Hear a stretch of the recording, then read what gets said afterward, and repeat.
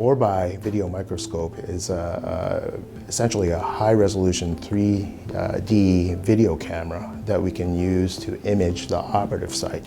And we can view these images on large screens in the operating room. And this helps us to visualize the finer structures and perform the kind of fine surgery that we need to do when we are operating on the brain or the spinal cord.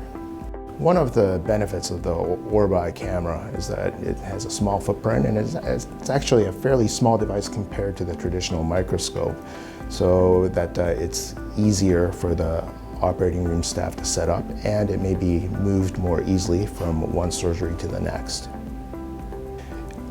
I think this is going to be a national trend, that the imaging capabilities in this type of visualization device is going to be much more widely used in many more areas of surgery. And for us, we wanted to bring the most cutting-edge technology to our patients here in Zanesville and provide the best care we can for them. We're the first hospital in Ohio to have the Orbeye video microscope. It's been really a great boon to our surgeries in spine and brain, and we're hoping to adopt it to wider types of surgeries here at Genesis.